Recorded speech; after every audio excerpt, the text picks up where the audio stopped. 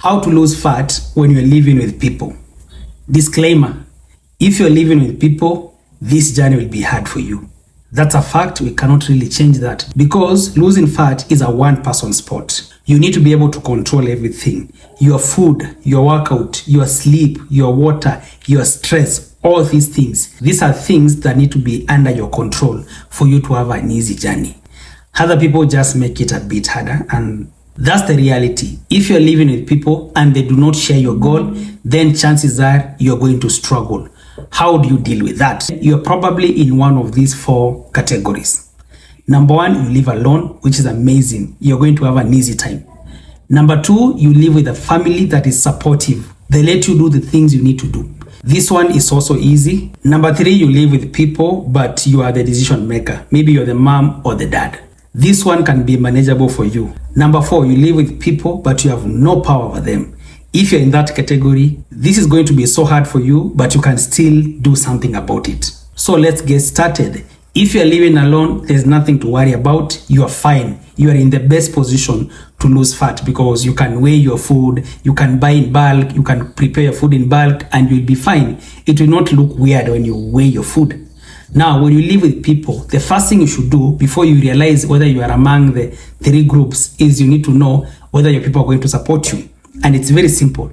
Talk to your people. Most people are scared of talking to their people. Talk to them.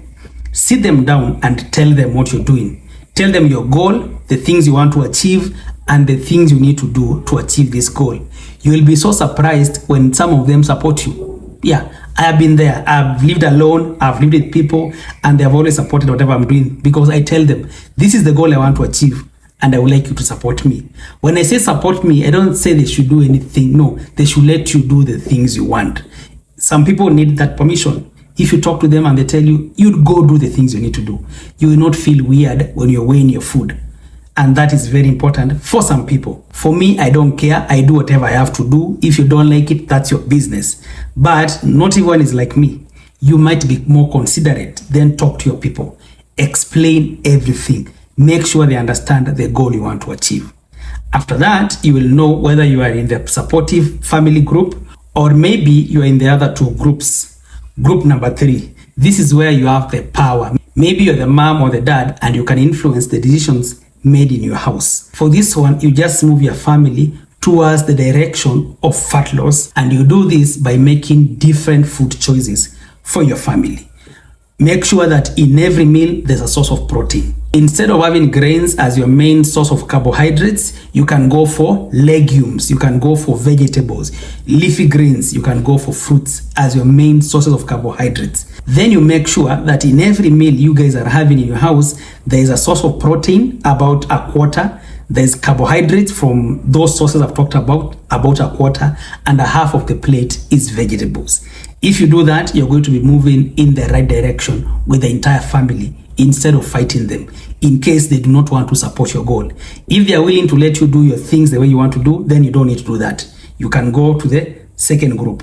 But if it's a problem, then find a way to influence all of them to follow you. Like I said, there is no easy way, so we really have to fight to get the goals we want, and these are some of the things we have to do. Now, if you're in the last group, you have no power. You don't live alone, your people are not supportive, you don't make the decisions. You will have a challenge, but what you do in this case now, be the one preparing the food. Yeah, take that duty.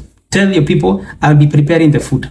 Be the one preparing the meals, and be very careful with the ingredients. In this case, the one you should be very careful with is cooking oil. Most people just pour oil in their sufuria or pan or whatever.